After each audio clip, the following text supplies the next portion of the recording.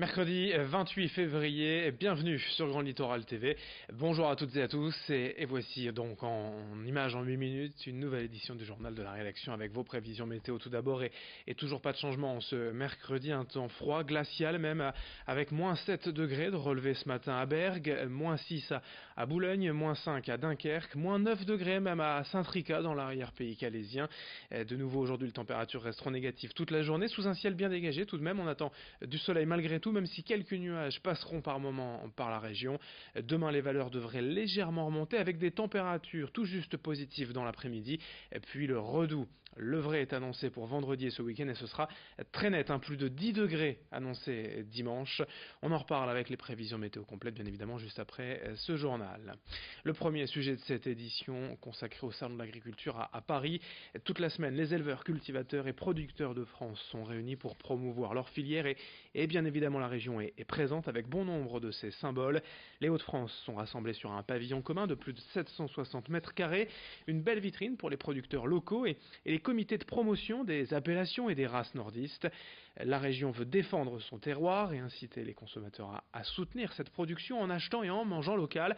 Présent hier sur le salon aux côtés des agriculteurs régionaux, le président du Conseil régional des Hauts-de-France, Xavier Bertrand, a tenu à rappeler l'importance de cette filière agricole pour tous. On l'écoute au micro de Vincent Vieillard avec Alexis Tessier. Produire local, manger local, notamment dans les cantines, parce que les lycées de la région, c'est la région. Les cantines, c'est la région. Et aujourd'hui, on a déjà plus de 50 lycées qui sont quasiment à 50% d'approvisionnement local. Un, c'est de la qualité, puis deux, il y a autre chose.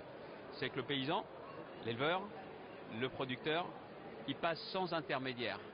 Et donc du coup, ça lui fait du revenu en plus. Je crois beaucoup à la vente directe. Ceux qui l'ont fait, ça marche.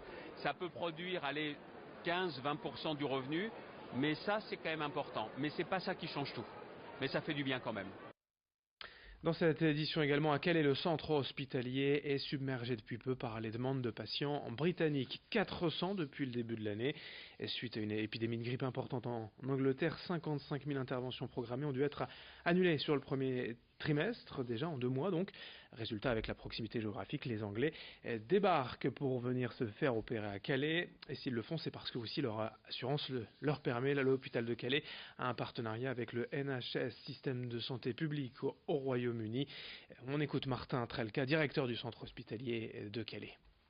Ils ont un système de délai d'attente, de file d'attente, où on leur donne une fourchette et on leur donne leur classement dans la file d'attente, sachant que ce classement est revu régulièrement en fonction des urgences. Et donc c'est un classement qui évolue et qui ne leur garantit pas un délai d'intervention. Si de nouveaux patients plus urgents rentrent dans la file d'attente, ils sont prioritaires et votre classement recule face au rallongement important des files d'attente du premier trimestre. Aujourd'hui, peut-être que des patients britanniques sont prêts justement à franchir le pas et à venir se faire soigner en France. Dans cette édition également, le grand angle de la rédaction pour découvrir les coulisses et les nouveautés du zoo de Fort-Mardic à Dunkerque. Après la traditionnelle fermeture hivernale, ce que l'on présente souvent comme le plus petit zoo de France a plein de nouvelles idées pour vous faire vivre au plus près des animaux. Reportage signé Louis Caillet.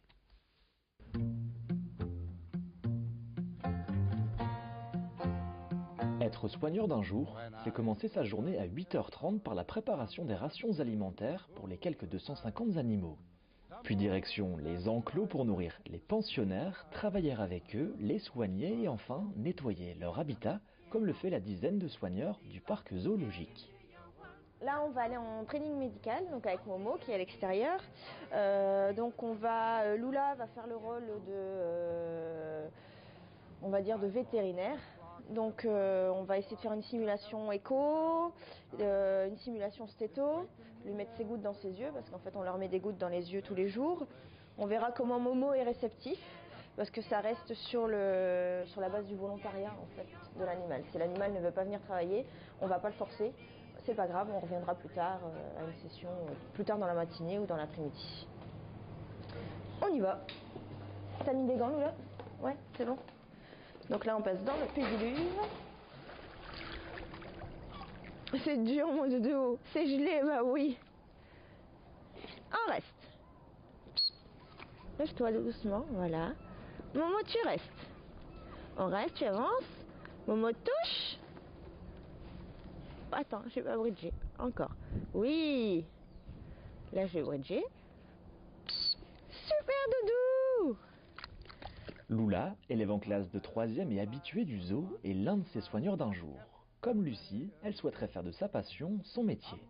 Donc, j'ai suivi les soigneurs, tous les soigneurs. Je suis allée dans plusieurs zones, donc ici dans la zone ferme et avec les phoques aussi. Donc j'ai fait des soins sur les phoques, c'est les faire semblant de leur passer la sonde, le stéto, tout ça. Et puis ici en ferme, j'ai donné à manger aux cochons d'Inde, aux lapins, et puis j'ai remis en place leur cage, tout ça. Ce qu'elle retient de cette expérience, la complicité qui peut exister entre un soigneur et son animal. J'étais avec Anthony et puis on a dû donner à manger aux loutres. Et puis il les a appelés, il a fait Adam, Taka, et puis tout de suite ils sont sortis de l'eau et ils viennent, ils sont là juste à côté. C'est impressionnant. À côté c'est impressionnant. C'est pas que caresser les animaux, donner à manger aux animaux, non, il y a tout l'autre côté. C'est vrai que ça veut être rigolo, mais soigneur c'est aussi quand il pleut, quand il fait froid, comme aujourd'hui, hein, on a le soleil, mais on peut dire qu'il fait très très froid et c'est les soigneurs s'adaptent aussi à la vie du parc et à la vie des animaux surtout. On reste, on me touche. Oui, c'est bien mon gros. Allez, Momo, c'est fini.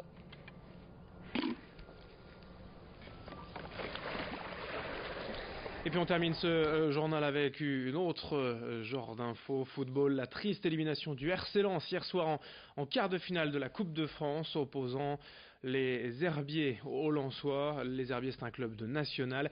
Les Seniors n'ont pas su dominer la rencontre et ont dû se contenter d'un nul 0-0 avant de perdre et de se faire éliminer au tir au but. Lens, je vous le rappelle, en difficulté déjà en Ligue 2, 14e au classement, aurait pu quelque peu sauver sa saison par une belle performance en Coupe. C'est donc raté pour cette fois. Fin de cette édition sur Grand Littoral TV, à suivre vos prévisions météo. Merci de votre fidélité et très belle journée à toutes et à tous.